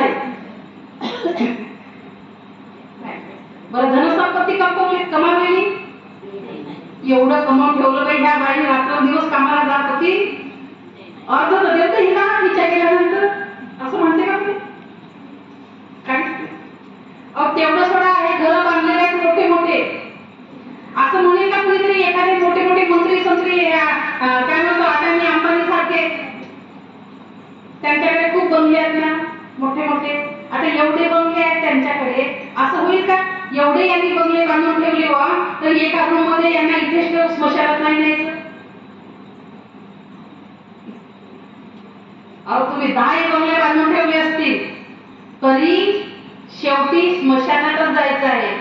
ज्याला एकही घर नाही आहे त्याला स्मशानातच जायचं आहे, जो झोपड्यात राहतो त्याला स्मशानात जायचं आहे, आणि आम्ही आमच्या अशा घरात राहतो, आम्हाला स्मशानातच जायचं. पण तरीही माझं का होते तुम्ही विहारात येत नाही नाही तर आमच्या घरीच कुणी राहत नाही आणि घरी कोणतरी पाहिजे म्हणे घर उचलून येतं का कोणी तुमचं पण हे जे आहे तृष्णा ही तृष्णा आपल्याला ह्या सगळ्यात मुक्त होऊ देत नाही आणि त्यातून जर मुक्त होता आलं तर कदाचित काही अंशी का असना आपण आपल्या दुःखातून मुक्तता पाहू शकतो आणि म्हणून हे जे अज्ञान आहे हे माझं माझं जे करतो ना ते अज्ञानामुळे करतो ते अज्ञान आपल्याला कुठेतरी बाजूला काढता आलं तर कदाचित धर्म आचरणात आणता येईल आणि बुद्धाने जे सत्य आपल्याला सांगितले आहे ते सत्य आपल्याला पटेल आणि त्या पद्धतीने जीवन जगता येईल. एक बोधिसत्व जन्माला आले एक बोधिसत्व आणि या बोधिसत्वाला बुद्ध होण्यासाठी काय काय करावं लागेल शीलाचं पालन करावं लागेल.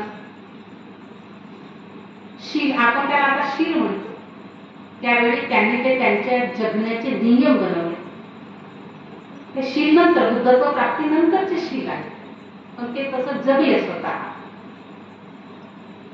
त्यानंतर मग अष्टांगिक मार्ग जे आहे ते 8 मार्ग स्वतः जगले. त्यानंतर 10 पारमिता त्यानंतर 10 स्थित्यांतरे 10 उपपारमिता ह्या सगळ्यांचं प्रत्यक्षात आचरण करून कृतीत आणून एक बोधिसत्व बुद्धत्व पदाला प्राप्त होतो आणि तेव्हा मग आपण त्यांना म्हणतो सम्यक संबुद्ध. तर बोधिसत्व म्हणजे बोधी म्हणजे ज्ञान आणि सत्व म्हणजे प्राणी ज्याने ज्ञान प्राप्त केलं असा प्राणी म्हणजे व्यक्ती त्याला म्हणतात बोधिसत्व. ज्याला तिन्ही काळचं ज्ञान अवगत आहे. आपण काय म्हणतो भगवान बुद्ध म्हणतो ना पण आम्ही तर म्हणतो देव मानत नाही भगवान विद्वान ईश्वर ईश्वर या काही संकल्पना आम्ही मानत नाही पण बुद्धाच्या नावापुढे आपण भगवान हा शब्द वापरतो. तर हे भगवान म्हणजे काय आहे हे समजणं गरजेचं आहे की नाही नाहीतर मग तुमचा एक भगवान ना आमचा एक भगवान सारखंच तर आहे.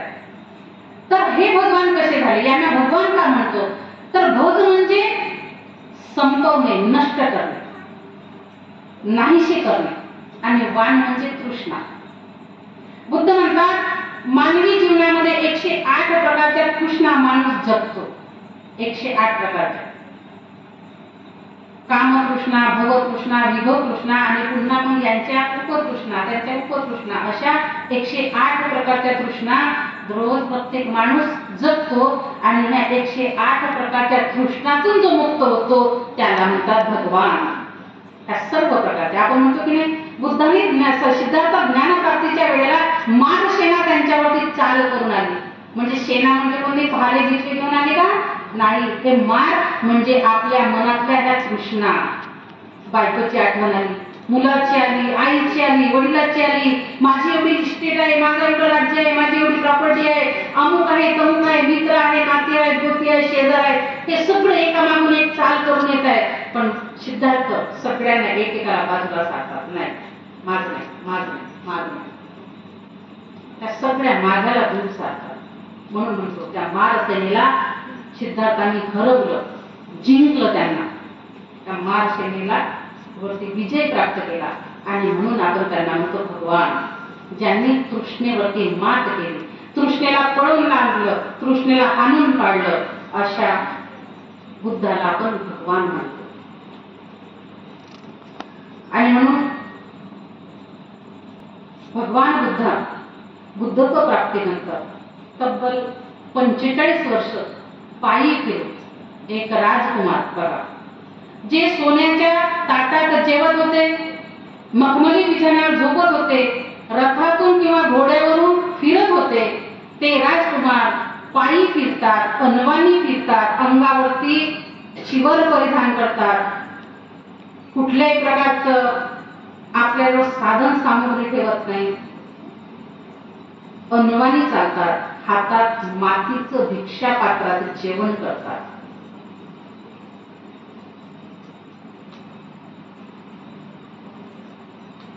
अशा सर्व गोष्टीचा त्याग केला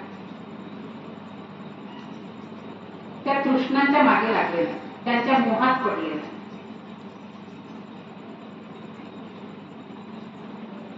आणि असे बुद्ध पायी फिरून 45 वर्ष धम्माचा प्रचार प्रसार करतात. ज्ञानप्राप्तीनंतर वयाच्या 35व्या वर्षी त्यांना ज्ञान प्राप्ती झाली आणि 45 वर्ष तिथून पुढे त्यांनी धम्मप्रचार केला, संघाची निर्मिती केली आणि वयाच्या 80व्या वर्षी कुशीनारा येथे त्यांचं महापरिनिर्वाण झालं. आणि म्हणून आज जगामध्ये भगवान बुद्धाला पहिला नंबर आहे. जगामध्ये थोर पुरुषांमध्ये, तत्वज्ञानी पुरुषांमध्ये, ज्ञानी लोकांमध्ये 1 नंबरवर भगवान बुद्ध आहे. आणि त्या 1 नंबरचे तत्वज्ञानी, विज्ञान वैज्ञानिक असे बुद्ध आणि अशा बुद्धाचा धम्म बाबासाहेबांनी आपल्याला दिला. पण आम्ही त्याचा काय करत आहोत त्याचा जर विचार केला तर मात्र फार प्रश्न चिन्ह आहे. आणि म्हणून जोपर्यंत समजलं नाही तोपर्यंत आम्ही काय चुका केल्या त्या केल्या, पण ज्या दिवशी समजायला लागलं तिथून पुढे मी चुका करणार नाही असं जर होत असेल तर नक्कीच परिवर्तनाच्या वाटेवरती बाबासाहेबांनी आपल्याला आणून सोडलं. हे परिवर्तन येणाऱ्या पुढच्या पिढीसाठी आम्हाला तसंच त्यांच्यापर्यंत पोहोचवता आलं पाहिजे. आणि म्हणून या विषयाच्या माध्यमातून तुमच्यापर्यंत सिद्धार्थाचं जीवन आणि भगवान बुद्धाचं जीवन अजून अनेक विषयाच्या माध्यमातून तुमच्या पुढे येणार आहे. तुर्तास या विषयाच्या अंतर्गत बुद्धचरित्राच्या माध्यमातून तुम्हाला जेवढं मला सांगता आलं तेवढं तुम्हाला सांगण्याचा प्रयत्न केलेला आहे. आपण सर्वांनी ते ऐकून घेतलात, शांततेचं सहकार्य दिलं त्याबद्दल तुम्हा सर्वांच्या प्रती मंगलकामना व्यक्त करते. तुमच्या परिवाराच्या प्रती मंगलकामना व्यक्त करते. हा आवाज ज्यांच्या कानापर्यंत पोहोचत असेल अशा सर्वांच्या प्रती मंगलकामना व्यक्त करते. या गावात जेवढ्या जाती धर्मपंथाचे लोक राहत असतील त्या सर्वांच्या प्रती मंगलकामना व्यक्त करते आणि आजचा विषय इथं संपला असं जाहीर करते. नमो बुद्धाय. जय भीम, जय संविधान.